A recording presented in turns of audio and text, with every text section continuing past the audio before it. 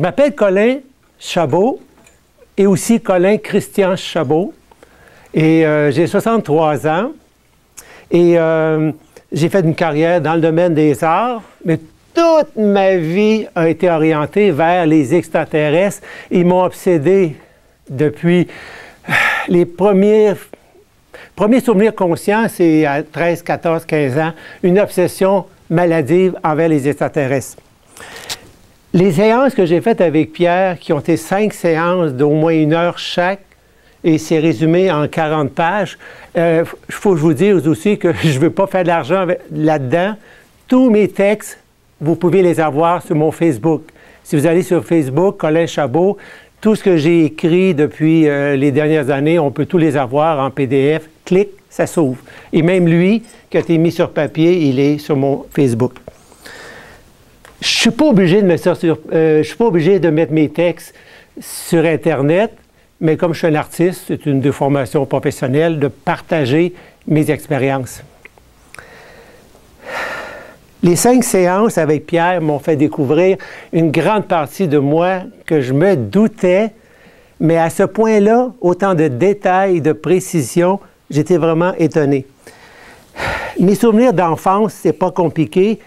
Tous les soirs, je viens d'une famille de 10 enfants. Je suis le plus jeune de 5 garçons.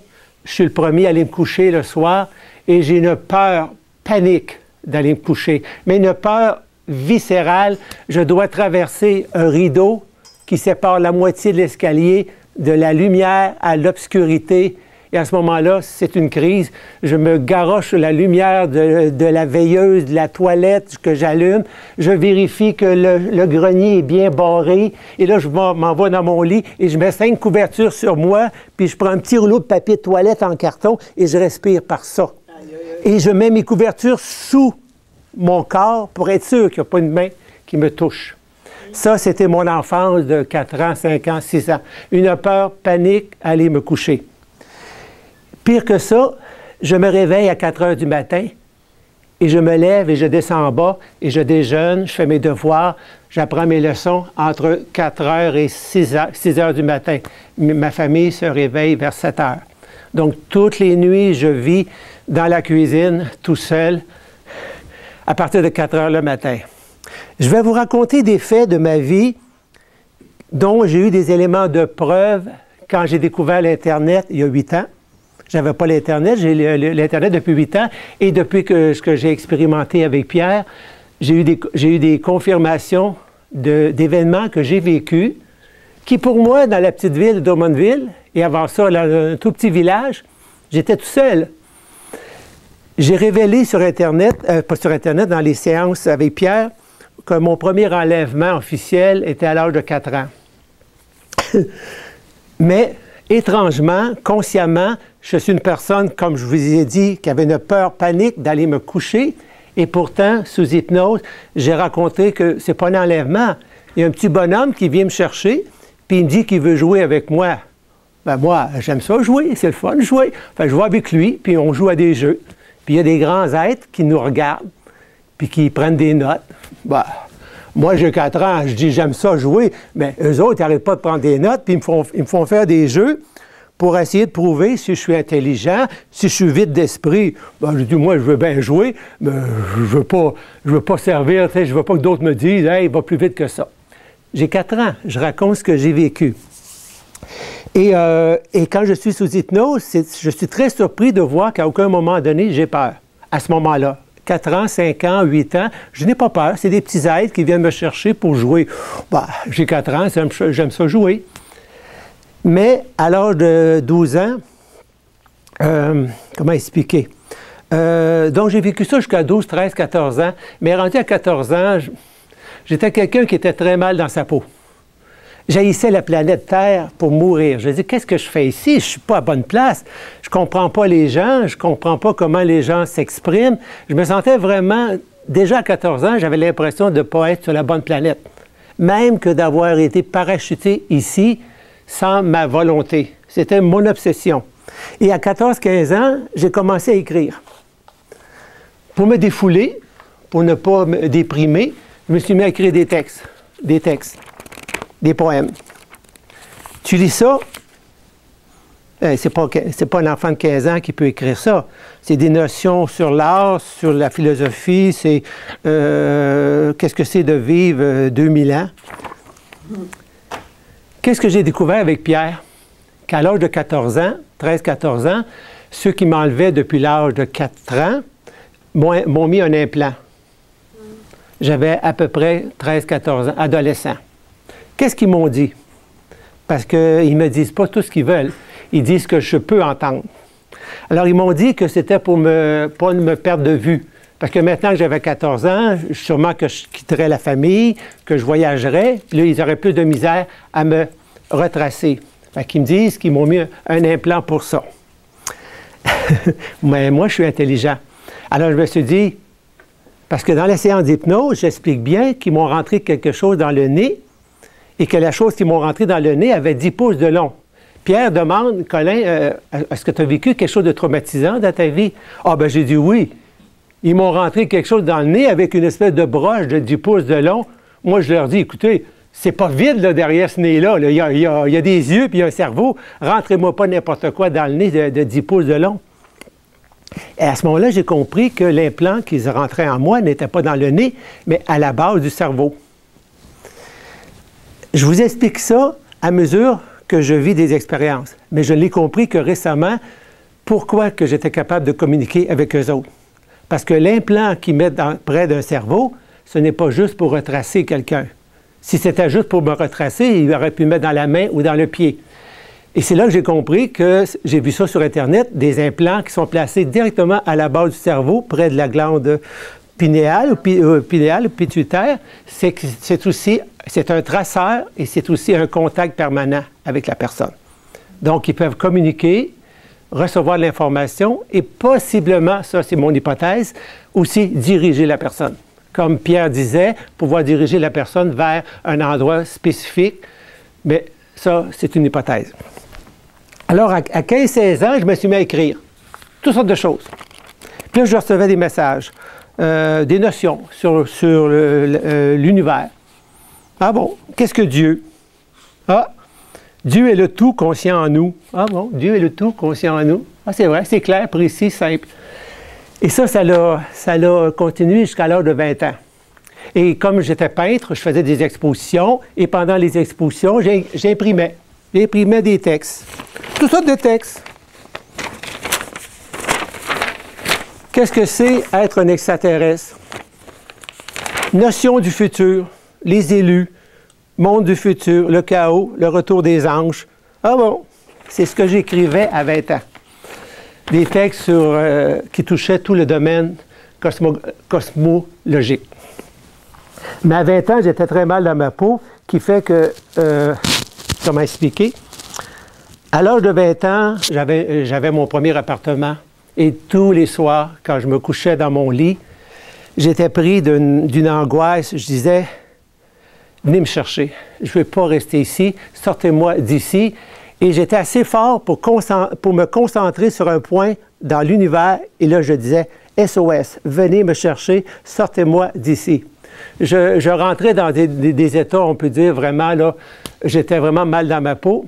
Et après avoir fait ça pendant des mois, un beau soir, pouf, je me retrouve paralysé de la tête aux pieds. C'était le soir quand je me couche. Donc, ce n'est pas la paralysie du sommeil, ce n'est pas au matin, c'est vraiment le soir. J'étais dans mon lit, je faisais encore ma crise de « venez me chercher ». Et là, j'ai été paralysé de la tête aux pieds et à ma droite est apparu un être. Il est apparu à côté de moi et il m'a dit « Colin, calme-toi, calme ton esprit ». Et au moment qu'il a dit ça, j'étais paralysé de la tête aux pieds, impossible de bouger. Et tout d'un coup, j'ai senti une partie de moi sortir par la fenêtre en avant de mon lit. Et à ce moment-là, je me suis endormi. C'est tout ce que je me souviens. Ce n'est que récemment, qu'en lisant sur Internet, que la paralysie telle que c'est, et avec une sortie par une fenêtre, faisait partie des enlèvements, les classiques des enlèvements. Mais ça, j'ai vécu ça en 74, 75 à peu près. J'avais 21 ans. À partir de ce moment-là aussi, ça a eu un choc chez moi. J'ai dit, Colin, si tu as à vivre sur la Terre pendant 90 ans, on ne peut pas vivre comme ça, c'est impossible. Donc, j'ai commencé à m'informer sur les formes de thérapie qui existaient. J'ai dit, si je suis mal dans ma peau, il faut que je règle le problème.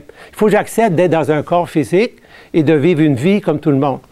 Donc, j'ai découvert toutes les techniques de psychosomatique, donc j'ai entrepris une série de thérapies pour régler mes problèmes, si j'en avais pas tant que ça, mais surtout accepter d'être incorporé, il y a un mot, incarné dans un corps physique. Donc, j'ai fait des thérapies psychosomatiques où j'ai appris à débloquer les cellules de mon corps qui ont des blocages, laisser sortir toutes les tensions. Et là, j'ai commencé à découvrir que ce que je ressentais normalement dans mon corps n'était que 20% du potentiel que mon corps pouvait ressentir. Donc, je me suis mis à faire de l'anti-gymnastique avec, j'ai oublié la femme, j'ai lu les livres sur Lowens, Jouir, les livres Le corps bafoué, le plaisir dans le corps. Et à ce moment-là, j'ai découvert le tantrisme, toutes les techniques pour manipuler l'énergie dans le corps. Et j'ai commencé à aimer ça, être dans un corps. Encore là, j'en sais pas plus à ce moment-là. La seule chose que je découvre, c'est qu'un corps physique, ça peut amener bien du plaisir et avoir beaucoup d'agrément. À 24 ans, 25 ans, je décide, comme j'aime écrire, j'aimerais ça résumer toutes mes recherches sur la santé, le corps physique. Je faisais beaucoup de voyages intérieurs aussi, donc faire des détentes, des relaxations et partir dans mon imaginaire. À 24 ans, je décide de partir en voyage, de dire, je vais aller écrire, résumer un peu toutes mes expériences dans le domaine de la santé physique. Et je décide d'aller aux îles Açores. Ce sont des îles qui appartiennent au Portugal, en plein milieu de l'Atlantique, et dans ma tête, c'était c'est là les vestiges de l'Atlantide. S'il y a une place que j'ai des chances de communiquer avec des extraterrestres, c'est la place. Donc, je suis parti en septembre en 1980 à peu près, j'avais 24-25 ans. Je décide de partir aux Açores pour 2 mois, m'enfermer dans un hôtel sur le bord de la plage. Il n'y avait pas un chat, on était en septembre, hors saison. Et je décide d'expérimenter. Quand je suis parti en voyage, j'ai dit, bon, si j'ai rencontré des extraterrestres, c'est là que je vais les rencontrer. Parce que j'étais convaincu que c'était les vestiges de l'Atlantide, un des berceaux mères des extraterrestres. Rendu là-bas, il y a toujours des voix qui me parlent dans ma tête. OK, on va mettre ça clair. On va mettre ça clair. La plupart des gens qui se font enlever par des extraterrestres déclarent toujours la même chose. On communique par la pensée. Il y a très peu d'extraterrestres qui parlent avec leur voix. Parce que, premièrement, ils n'ont pas nécessairement la même morphologie buccale et glutturale pour parler le français. Donc, ils communiquent par la pensée. Tout le monde accepte ça aujourd'hui. 90-95% des extraterrestres communiquent par la pensée. Alors, si je vous dis, moi, Colin, quand je peux me poser une question dans ma tête et j'ai une réponse. Et la réponse qui m'est dite n'est pas de moi. Je sais quand je me parle dans ma tête et je sais quand il y a une entité qui me répond et qui répond très bien à ma question. Et c'est là qu'on peut rentrer le phénomène de l'implant dont je vous ai parlé. Pour qu'il y ait une communication aussi précise et directe, c'est que l'implant, supposément que j'aurais dans ma tête, sert comme ça, sert de relais. Enfin, je m'en vais aux Açores en me disant, OK, j'ai 25 ans, c'est le temps que je les rencontre. Et à ce moment-là, ils m'envoient des messages, faites tel exercice, faites élever votre taux vibratoire, faites telle expérience. Alors pendant un mois de temps, j'élève mon taux vibratoire, je me mets dans un état d'ouverture. Ah, je ne pouvais pas être plus ouvert que ça. Et un soir, je me retrouve avec une chaleur dans le creux de mon dos, comme si c'était un rond de poêle qui m'était étampé dans le dos, et c'était insupportable, mais c'était très brûlant. Et le jour suivant, j'étais dans mon lit.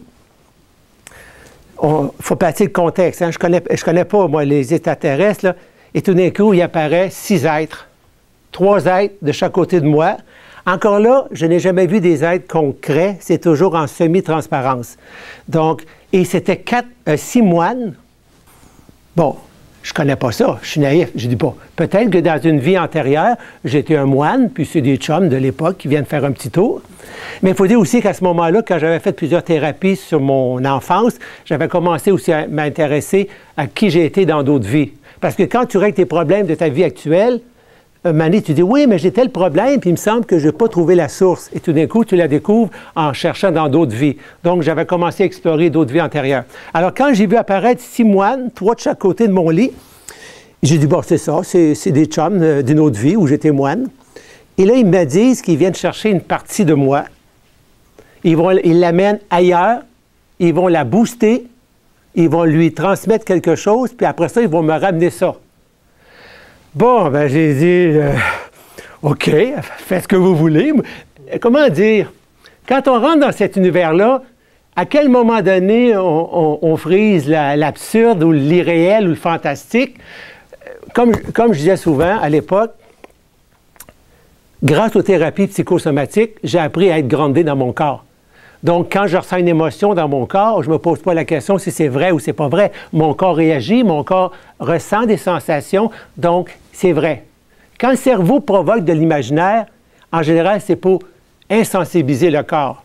Mais quand le corps a des réactions émotives, c'est pour moi toujours garant qu'il y a quelque chose de vrai derrière ça. Alors, dans ce cas-là, quand j'ai vu ces êtres-là me parler, qui venaient chercher une partie de moi, je dis « OK, je vous écoute.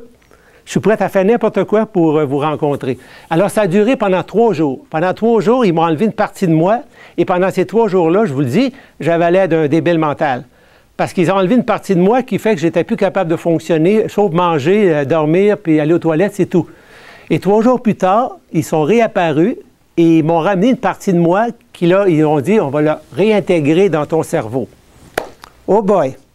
Ça a pris une journée entière. Ça a l'air qu'il l'avait tellement boosté que ça ne rentrait plus dans le même espace.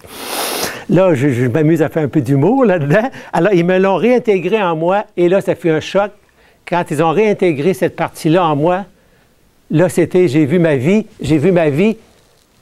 30 000 ans dans le passé, puis peut-être pas aussi loin dans le futur. Je me suis retrouvé dans ma chambre d'hôtel et tout d'un coup, les murs ont comme disparu et je voyais des civilisations de toutes les époques.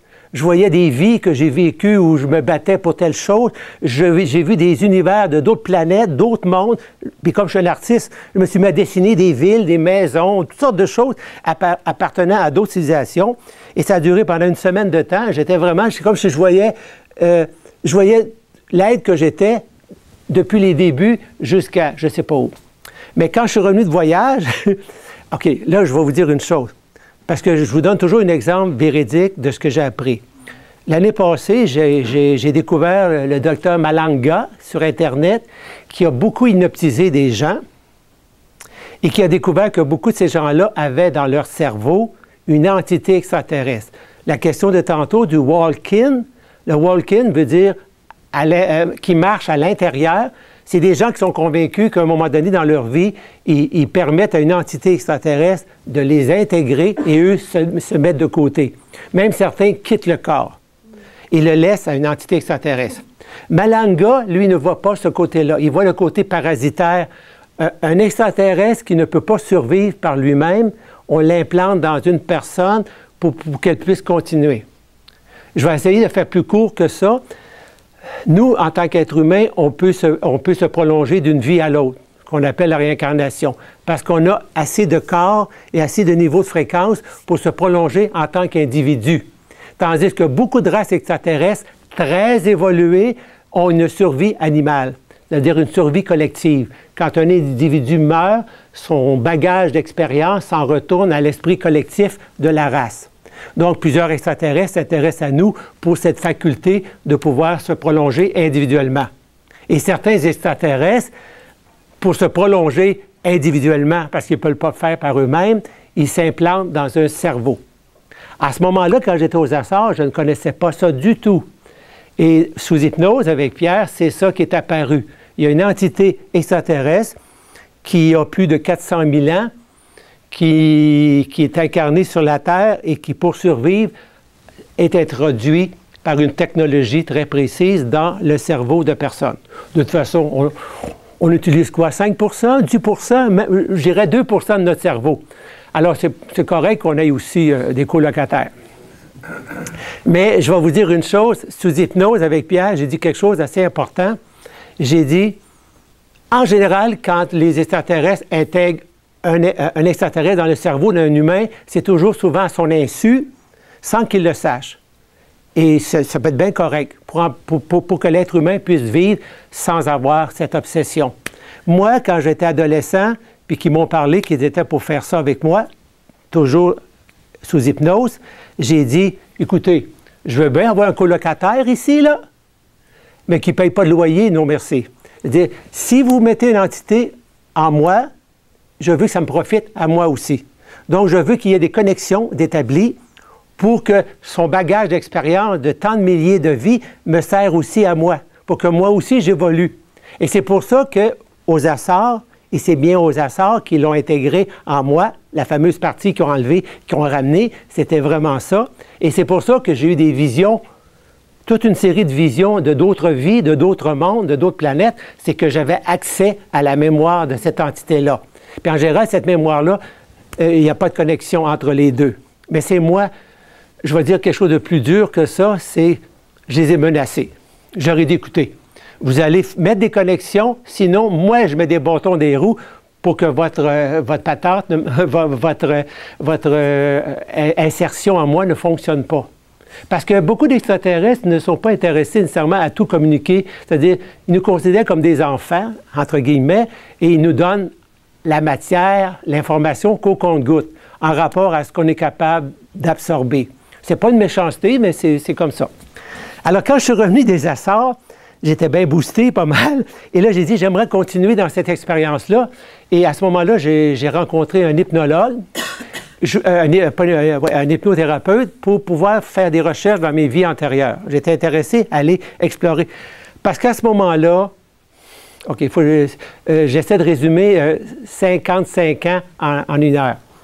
À ce moment-là, j'étais convaincu que cette entité qui était en moi, je ne savais pas qui c'était, mais j'étais convaincu que c'était soit mon moi supérieur, soit un être spirituel qui s'exprime à travers moi.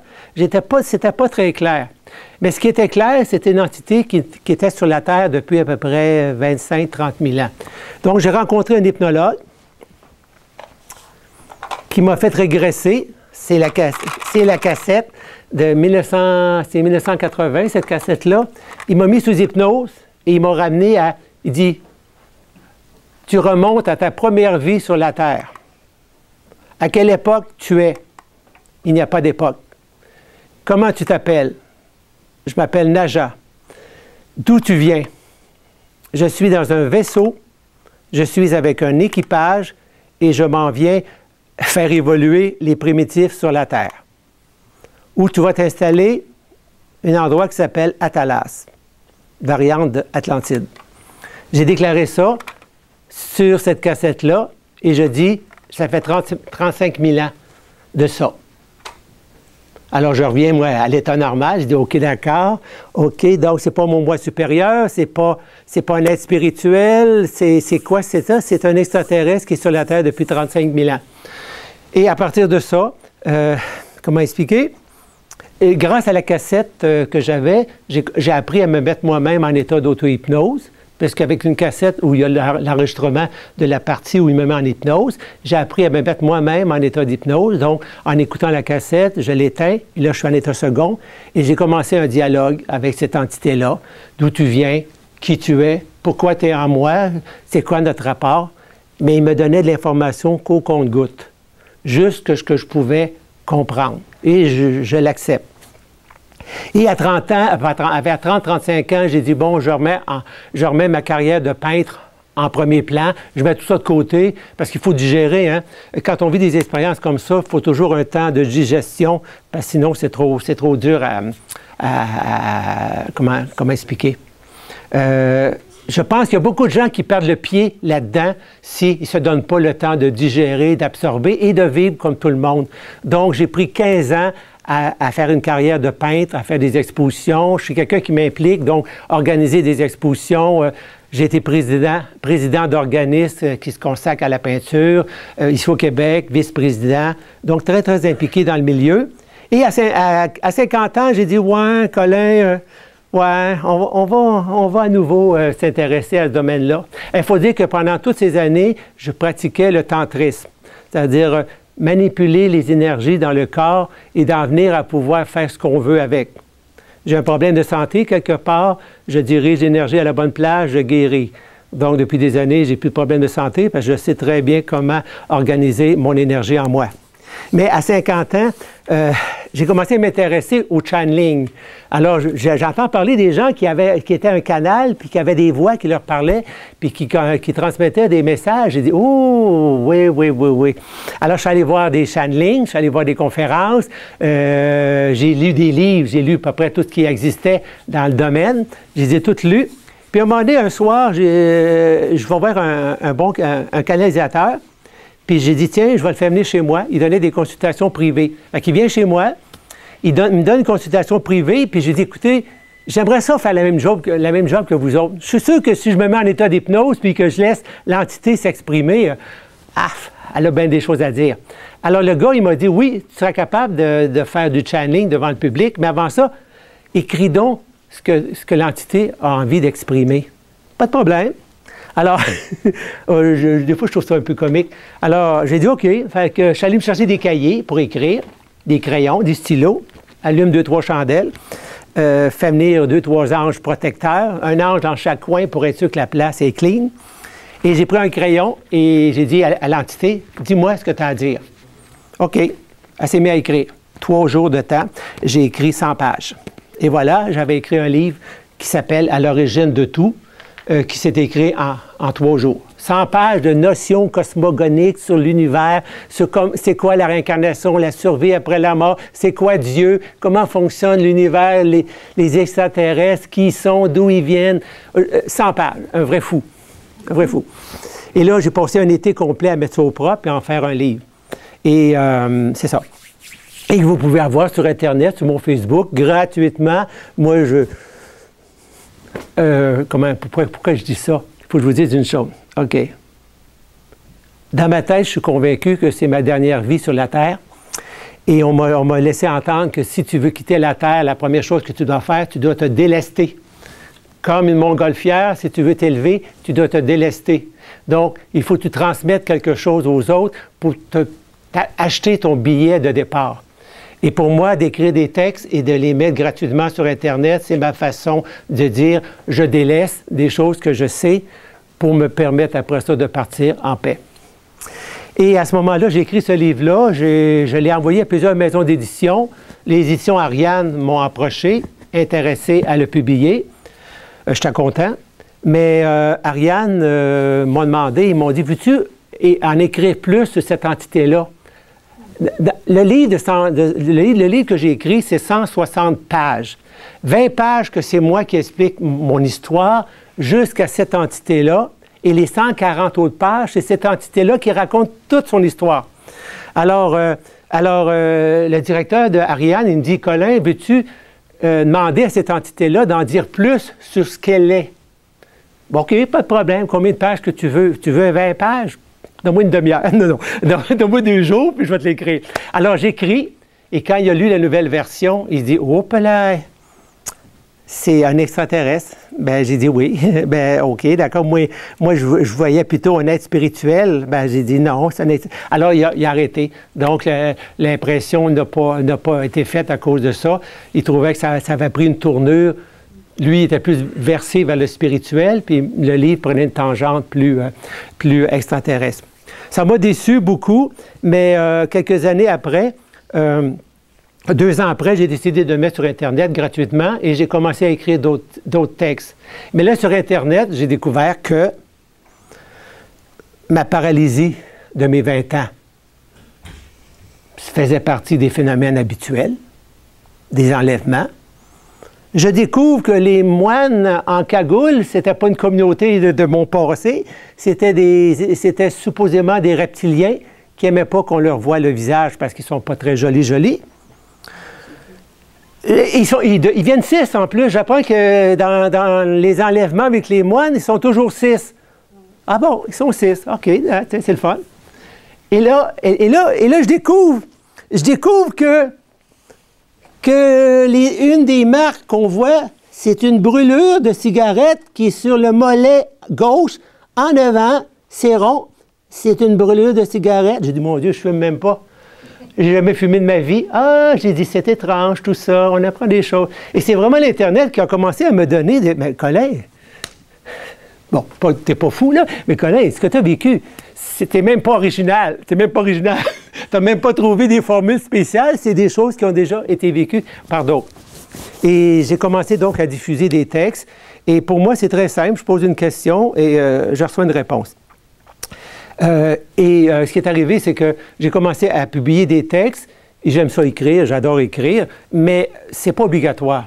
OK, il faut que je vous explique. Avec Pierre, Pierre, il demande à un moment donné, il dit, c'est quoi ta mission sur la Terre? As-tu une mission? J'ai dit, je n'ai qu'une seule mission, je suis porteur. Porteur de quoi? Bien, de cette entité. Je suis porteur d'une entité. Mon corps sert de véhicule à une entité. Et c'est tout.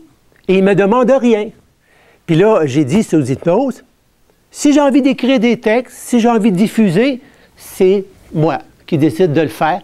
Mais ce n'est pas important. Pour eux autres, la seule importance, c'est je suis un porteur. Et c'est là que c'est une variation de ce qu'on appelle le walk-in. Le walk-in, est-ce que sous hypnose, j'ai toujours dit que les extraterrestres m'ont toujours dit que j'étais volontaire. Il faut que vous sachiez que j'étais enlevé pour la première fois à l'âge de 4 ans. Mais je raconte aussi que quand j'étais bébé, dans mon berceau, je les voyais. Ils venaient me voir, ils me regardaient au-dessus de mon lit, de mon berceau. Je n'aimais pas trop ça parce que je ne les connaissais pas, ces visages-là un peu bizarres. Alors, mais ils me suivaient depuis que j'étais bébé. Et eux, ils déclarent que c'est même avant que je naisse. Et ils me disent, on a eu ton accord avant même que tu naisses. Il y a eu un accord. Tu t'en rappelles pas, mais tu n'es pas quelqu'un qu'on a forcé. C'est une entente qu'il y a eu entre toi et cette entité-là de permettre à cette entité-là de t'habiter. Ça a toujours été... mais moi, sous hypnose, c'est très comique, parce que je dis toujours, « Ouais, mais moi, je m'en rappelle pas. » Fait que je veux vous croire, mais on n'est pas sûr. Une chose qui est très comique, qui est très étrange, parce que je sais maintenant que c'est les reptiliens. C'est une famille des reptiliens qui m'enlève. J'ai m'enlevé, mais ça a l'air que je suis d'accord. C'est très étrange parce que j'ai découvert leur vrai visage à l'âge de 12-13 ans. À un moment donné, je raconte sous hypnose qu'il y a une espèce de visage de diable dans la fenêtre qui a duré quelques secondes et j'ai eu très peur. Puis là, je raconte qu'à 13 ans, 14 ans, ben c'est eux qui viennent me chercher. Et quand j'étais jeune, quand j'avais 4 ans, c'était un petit être qui venait me chercher, de la même grandeur que moi, qui fait que j'avais pas peur, c'est un autre enfant. Il y a un enfant qui vient me chercher pour aller jouer. Ben, on va les jouer. Puis, rendu à 13-14 ans, c'est un adulte qui est un mélange de grenouille puis de reptiles. Puis je dis, oh, c'est pas bien beau cette affaire-là. J'ai peur. Puis je dis, oh. Puis là, il m'envoie un message qui me dit, non, c'est moi. C'est moi. Le petit qui venait te chercher, c'est moi. Ben, j'ai dit, t'as pas mal changé en vieillissant. Moi, je trouve que, il y a, wow, hey, le wou. Puis, il dit, oui, mais quand je venais te chercher quand tu étais enfant, on voulait pas te faire peur. Oh, c'est normal. Mais ce qui est très étrange, c'est que quand je suis enfant, 4 ans, la première fois que Pierre me demande, il dit, quand ils viennent te chercher la première fois, je dis, quand ils m'amènent avec eux autres, ben, j'ai dit, je tiens la main du petit garçon à côté de moi, mais sa main est comme gluante, puis collante, puis elle est froide. Je dis, c'est comme si je touchais une grenouille. Tu sais, c'est un enfant de 4 ans qui dit ça. Et pourtant, c'est pas l'apparence d'un reptilien que j'ai devant moi, c'est un enfant un peu plus grand que moi, c'est tout, qui a une tête un peu plus grosse, pas de cheveux, mais c'est pas un reptilien que j'ai devant moi. Et pourtant, quand j'y touche la main, je décris une grenouille, ce qui laisse entendre qu'il ne se transforme pas. Il change ma perception dans mon mental de lui. Je suis convaincu qu'il y a des reptiliens qui peuvent changer d'apparence, ça j'en parle à un moment donné, mais celui qui vient me chercher, il vient d'une race plus ou moins primitive. Et ce qui est étonnant, c'est que par une petite phrase que je dis sous hypnose, je prends conscience que quand je touche sa main, je touche vraiment sa main, mais ce que je vois, c'est complètement une autre apparence. Donc, c'est une métamorphose mentale et non physique de sa part. Mais je me suis habitué, j'ai fini par comprendre. Ils m'ont tout expliqué, c'est ça qui est un peu dur à tout raconter. Il n'y a pas de race. Il n'y a pas de race, parce qu'il y a tellement de propos négatifs envers les reptiliens. Ce n'est pas une race malfaisante, c'est une race primitive, moins évoluée que la nôtre, mais c'est eux qui nous ont implantés sur la Terre. Nos ancêtres, ce sont des races reptiliennes. Parce que les races reptiliennes ont été créées avant nous pour habiter les parties de l'univers qui sont hostiles, difficiles. Les reptiliens ont été créés à l'origine pour pouvoir habiter dans des régions austères, dures, puis avec des climats et des conditions très difficiles. Maintenant, ils sont en train d'implanter des humains, même dans les parties difficiles. Mais il faut être honnête avec eux autres, ils sont les premiers locataires de l'endroit. Et ils peuvent, jusqu'à certains points, revendiquer le fait que c'est nous, les étrangers, par ici. Mais il faut comprendre que quand les reptiliens ont des millions d'années d'évolution, ça va des plus primitifs à des êtres qui ont traversé depuis longtemps le monde de la matière, qui sont maintenant à des hautes fréquences et ils vivent dans des mondes parallèles. L'entité qui est en moi, entre guillemets, elle a 400 000 ans. Donc, ce n'est pas un tweet là, qui vient d'arriver d'hier. Il a une longue connaissance et pourtant, c'est un reptilien, mais de haut niveau qui a 400 000 ans d'existence. Est-ce que j'ai à peu près... j'ai su des choses que... Là, vous comprenez que ça fly dans bien des directions, mais depuis, grâce à Pierre, je sais maintenant que ce n'est pas mon moi supérieur, ce n'est pas l'ensemble de toutes mes vies qui est condensé dans ma tête, c'est une entité qui aurait été implantée avec une technologie très spécifique qu'ils implantent dans le cerveau la mémoire d'une entité extraterrestre pour qu'elle puisse survivre encore et encore. Et si vous lisez le texte, vous allez découvrir quelle est cette relation-là. Il explique comment ils m'ont choisi parce que, OK, j'aurais 10 % de plus de matière grise dans la tête. Lui, il dit, écoutez, je suis une entité qui a beaucoup d'expérience, puis rentrer dans un petit cerveau ordinaire, je suis un peu à l'étroit. Il dit, on peut m'implanter dans plusieurs cerveaux, mais je préfère être dans un seul. Fait qu'il m'a choisi parce que j'aurais un 10 % de plus de matière grise, qui fait comme si j'aurais un 5,5 plutôt qu'un 4,5. Alors, il est heureux, il est à l'aise. Dans la mesure qu'il ne prend pas trop ses aises quand même, qui me laisse mon espace vital. J'aime beaucoup faire des blagues parce que moi, de toute ma vie, jamais je me suis senti une victime. J'ai horreur de me considérer comme une victime. Supposément, j'ai donné mon accord pour cette collaboration-là, même si je ne m'en souviens pas consciemment, mais si j'ai donné mon accord, je l'accepte. Mais je vais aller plus loin que ça. On parle des reptiliens. Ils ont une très mauvaise réputation en ce moment. D'ailleurs, je prépare un texte pour janvier où ça va s'appeler « Les reptiliens, mes amis ». Parce que pour eux autres, le mot « ami » n'est pas tout à fait comme nous autres, là, mais c'est devenu des amis avec le temps. Ce que je veux dire, ils peuvent me tromper. Je suis totalement conscient de ça. Je peux être manipulé, absolument. Mais moi, je ne perds rien là-dedans. Dans le sens que moi, je suis honnête. Vous me dites telle chose, je vous crois. Et si vous me trompez, c'est vous qui allez vous retrouver avec un problème. Problème de karma, problème de dette, mais pas moi. À travers de ça, moi, je suis comme je suis, je vous fais confiance et j'espère que c'est réciproque. Et si un jour il y a une dette, moi, je m'en sors les mains blanches. Et c'est dans ce sens-là qu'il faut prendre toute cette expérience-là. Parce qu'on ne sait pas jusqu'à quel point qu'ils nous manipulent et jusqu'à quel point qu'ils nous protègent en tant qu'enfants. Qu'ils ne veulent pas nous en dire plus que, comme quand ils m'ont dit que l'implant dans ma tête, ce n'était que pour me retracer, quand je me doute que c'est pour aller plus loin. Et c'est correct.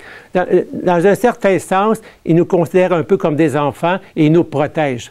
Je ne vois pas le côté négatif dans l'expérience. Mais sous hypnose, j'ai raconté comme quoi que je suis allé, pas sur d'autres planètes, mais je suis allé dans des vaisseaux immenses, où ce sont des villes suspendues, avec des milliers et des milliers de reptiliens là, en suspens pas loin de la Terre. Et j'ai raconté que j'ai rencontré à peu près 5-6 races différentes. On en parlait tantôt des races, c'est pas qui ont posé la question. Je pensais, toi, les différentes races. Quand je suis dans les petits vaisseaux, ce sont des reptiliens habituels, donc qui me font plus peur, là, qui sont... mais c'est pas tout le monde qui peut approcher ces êtres-là, parce qu'ils sont très spéciaux. Hein? C'est pas des friendly, là. Ils risent pas, ces gens-là. Là. C'est des gens un peu machistes, très masculins. La force, la bravoure, tous les reptiliens ont des sociétés très, très masculines. Les valeurs de courage, de bravoure, de force, ne pas pleurer, rester toujours stoïque, sont très forts là-dessus. Mais quand je suis allé dans des vaisseaux plus grands, j'ai rencontré 5-6 races différentes. Entre autres, ceux qui sont tout bleus, avec des yeux jaunes orangés. Les moyens avec une grosse tête blanche, avec un tout petit visage, avec un gros cerveau, pas de cheveux. J'ai rencontré une race qui me fait toujours rire, c'est comme une race d'oiseaux. Ce sont des humanoïdes, mais à image d'un oiseau. C'est-à-dire qu'ils n'ont pas de plumes, ils ont un duvet, comme un duvet. Et c'est stupide comment qu'on peut remarquer. La première chose que j'ai remarqué quand je les ai vus, c'est qu'ils se parlent en même temps. C'est le souvenir que j'ai de cette race oiseau, c'est qu'ils parlent entre eux autres, puis ils parlent en même temps. Ils se comprennent, ce qu'on ne sera pas capable, nous autres, de faire. Ils parlent, puis en même temps. Et j'ai vu aussi, des gris. J'ai vu aussi plusieurs sortes de reptiliens. C'est les principales races que je raconte, que j'ai vues sous hypnose, bien clair et net. Moi, consciemment, je n'ai pas beaucoup de souvenirs. Une autre chose que je peux vous dire, c'est que quand ils m'ont enlevé la première fois à l'âge de 4 ans, Pierre a demandé, c'est quand ils t'ont réenlevé. Et là, j'ai dit quelque chose que j'ai la misère à digérer encore. Ils ont dit que, j'ai dit que j'étais enlevé à tous les 2 mois. À tous les 2 mois. Ah ben, j'ai dit, écoutez, là, laissez respirer la visite, là. J'ai dit, le voisin, il est intéressant aussi, vous pourriez peut-être aller le voir, là. Il m'invite, il m'enlève à tous les 2 mois parce que l'entité qu'ils ont mis en moi, ils sont obligés de restimuler mon corps. Je ne sais pas trop, je n'ai pas eu de réponse définitive. Mais ils m'enlèvent à tous les 2 mois parce qu'ils ont des choses à faire sur moi pour entretenir un certain suivi ou un maintien physique. Et ils ont dit que c'est à cause de ça qu'ils effacent tout. Parce que quand tu enlèves quelqu'un tous les 2 mois, tu ne peux pas laisser beaucoup de parcelles de souvenirs de ces expériences-là, parce que ça serait trop lourd à vivre en tant qu'être humain, d'avoir des souvenirs de tes enlèvements tous les 2 mois. Mais c'est là que vient le phénomène que très jeune, j'avais une peur panique d'être enlevé, parce que c'était à tous les 2 mois. Enfin, j'attendais toujours la prochaine visite. Moi, là, j'ai dit... Sous hypnose, j'ai dit, écoutez, là, allez donc voir le voisin de fois de temps en temps. Il doit être intéressant, lui aussi. Il y a sûrement des choses intéressantes plus que moi. Je vais vous raconter une dernière expérience que j'ai vécue il y a à peine 2 ans, qui va vous placer un peu de contexte. On parle de missing time, on parle de ça. Je vais vous raconter la dernière expérience. Ça, c'est concret, là.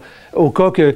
Il faut dire aussi que pendant des années, je déréglais les montres, les ordinateurs. J'étais incapable d'être plus que 10 minutes devant l'ordinateur avant qu'il commence à buster puis à tomber, à planter. Là, maintenant, ça va mieux.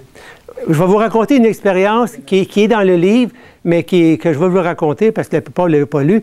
C'est quelque chose. Je suis professeur de peinture dans un centre communautaire.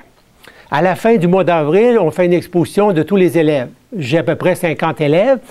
Sauf que j'ai des problèmes avec les autres professeurs qui veulent prendre ma place, puis moi, je veux garder ma place, puis on chicane, qui fait que le jeudi soir, la veille de l'exposition, je ne dors pas de la nuit. Je passe une nuit entière blanche. Et moi, c'est très rare que je ne dors pas. Ça me prend vraiment beaucoup de choses. Alors, le lendemain, accrochage le matin, montage l'après-midi, le vernissage le soir jusqu'à 9 h, à 10 h, avec une nuit blanche avant. Moi, j'ai une petite moto, une mobilette 1978 qui roule à 50 km/h au max. Alors, il est 10 h du soir, l'exposition est terminée, le vernissage, tout le monde est parti. Il pleut un peu dehors, puis il fait des grands vents. Oh! Je prends-tu ma moto pour m'en retourner chez moi? Mon exposition est à Rivière-des-Prairies et j'habite en plein centre-ville. Je prends-tu ma moto? Je la prends pas. Ah, j'aime tellement ça, avoir ma moto. Ah, j'y vais en moto. Je pars en moto du centre, Roussin, à Rivière-des-Prairies, à Pointe-aux-Trembles. Je suis à 3/4 d'heure, 1 heure de chez moi. Je roule les 10 premières minutes et je m'endors. Je me suis endormi au volant. Et je me suis rendu jusque chez moi, endormi. Une demi-heure. On va dire une demi-heure, qui est le temps normal. Je ne parlerai pas de missing time. Voici les souvenirs exacts que j'ai de cette demi-heure où j'ai conduit pendant une demi-heure de temps endormi. C'est juste que je me souviens. Premier flash. J'évite à la dernière minute de rentrer dans le derrière d'un auto qui est stationné. Premier flash. Deuxième flash, je suis à quatre pattes à terre en train de ramasser des morceaux de plastique rouge d'une lumière d'une auto. Puis là, je me dis dans ma tête, je ne peux pas avertir le propriétaire que j'ai cassé sa lumière. J'entends deux enfants qui traversent la rue l'autre bord et qui rient. Je dis, tiens, ils rient de moi d'être à terre. Là. Troisième flash, je roule sur ma moto, mais comment dire? Je suis sur ma moto, mais je n'ai pas du tout, je n'ai pas de corps, je n'ai pas de main, je ne tiens pas de guidon. Je suis conscient d'être sur ma moto et j'entends un bruit, clic, clic, clic. Dans ma tête, je me dis, tiens, mon metteur de vitesse est sorti de son gond. Autre flash, je suis dans un dépanneur et je demande au dépanneur où je suis rendu, où je m'en vais, c'est où chez moi. C'est tout, là. Quand je vous raconte un flash, c'est tout ce que je me souviens. Ni avant, ni après, je n'ai pas débarqué, je n'ai pas réembarqué, je n'ai pas parti de moteur. Je raconte ce que je vois. Autre flash, je me dis, Colin, qu'est-ce que tu fais? Ah oui, tu t'en retournes chez toi. Le chemin que j'ai fait 1000 fois. Tu t'en retournes chez toi. Regarde pour voir si la rue est bonne. Oui, le nom de la rue, Notre-Dame. C'est bon, c'est ma rue, ça. Autre flash, je regarde à nouveau, Sainte-Catherine. Ah oui, ça, c'est ma rue. Autre flash, dernier flash, je reconnais les maisons, mais je n'ai pas de corps, là. Je ne suis qu'une conscience qui voit que c'est mes maisons chez moi. J'arrive dans ma cour, là, une voix dans ma tête me dit, Colin, sors tes clés. C'est ça, sors la clé comme ça, c'est ça. Prends la clé, tu débarres la porte cochère, comme ça. Tu ouvres la porte, va porter ta moto dans le fond, je débarre mon locker, je rentre, je replace mon meter sur ma moto, je rentre dans la moto. OK, Colin, vire de bord, va-t'en à la maison, débarre ta porte, troisième étage, oui, tu montes jusqu'en haut. En haut, là, Colin, déshabille-toi, puis va te coucher, tout de suite. Hop, j'enlève mon pantalon. Ah, j'ai du sang. Ah, tiens, on va essuyer le sang sur le genou. Je vais me coucher. Plaf. Je me réveille le lendemain matin. Ah, on se sent fort, on se sent bon. Moi, comment j'ai fait pour me rendre chez moi? Là, j'étais conscient d'avoir dormi pendant une demi-heure de temps au volant d'une moto. Aucun souvenir de m'être arrêté à les lumières. Je ne me rappelle pas là, d'avoir repris ma moto, de repartir le moteur. Non, les flashs que je viens de vous raconter, c'est tout ce que je me souviens, 6 flashs. Mais au contraire d'avoir peur, le lendemain, je me disais, mon Dieu, je ne sais pas qu'est-ce qui s'est passé, mais il y a quelque chose qui fait que je suis très fort, ou j'ai un mental très fort pour avoir continué à conduire une moto complètement endormie.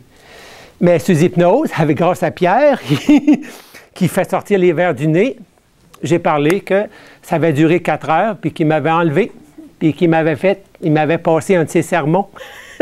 Il dit, écoutez, là, on veut bien te protéger, mon petit, là, mais tu prends des risques, là. Fait que moi, ce que j'ai raconté sous hypnose, c'est qu'ils m'ont fait un beau sermon, puis ils m'ont tapé ses doigts. Ils m'ont dit, on veut bien te surveiller, on veut bien te protéger, mais là tu as pris des risques. Puis ces risques-là, non, tu n'en feras plus d'autres. Et sur Internet, j'ai découvert des personnes qui disent, moi, j'ai été enlevé, et depuis ce temps-là, je suis protégé. J'ai des femmes qui témoignent sur Internet que dans un accident très grave, ils ont été réchappés de la mort à la fraction de seconde par une entité. Ou quelqu'un qui reçoit une moto sur lui, puis la moto fait clic, puis elle tombe à côté en un angle de 90 degrés. Je ne savais pas ça, j'ai découvert ça récemment, ces témoignages-là. C'est le dernier événement étrange que j'ai vécu, mais qui m'a donné, je n'ai pas eu peur du tout, j'ai senti une force en moi. Une force en moi qui me disait, bien, écoute donc, je suis protégé, alors on va aller marcher sur le top du pont Jacques-Cartier, pas de problème, mais on ne prendra pas quand même. Il y a Jésus là, qui a voulu, le diable qui a voulu dire à Jésus de se pitcher, puis il y aurait des anges qui le rattraperaient, mais je dis, on va les... Alors, ça raconte une partie de ma vie, mais ce que j'ai raconté, c'était les expériences qui ont rapport avec les extraterrestres et avec qui j'ai eu des petites brides de preuves avec les années. La prochaine étape, ça serait de trouver un médecin compatissant pour faire une radiographie de mon cerveau, pour voir si vraiment j'ai un implant là. Est-ce que ce serait important pour moi? Peut-être. Ça serait une preuve ultime? Peut-être.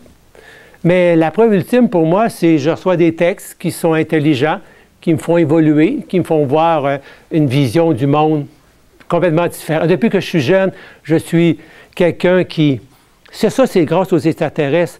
Les extraterrestres enlèvent des gens, puis les ramènent, puis ces gens-là deviennent des gens qui sont pour l'environnement, pour la protection de la planète, pour la survie de la planète.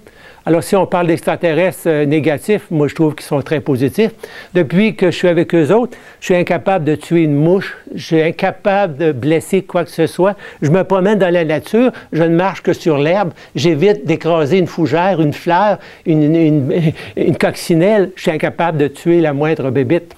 Mais quand, inconsciemment, tu as rencontré d'autres êtres, de d'autres planètes, de d'autres allures, de d'autres façons d'être, tu ne peux plus regarder maintenant une mouche en la considérant comme négligeable. Non. OK.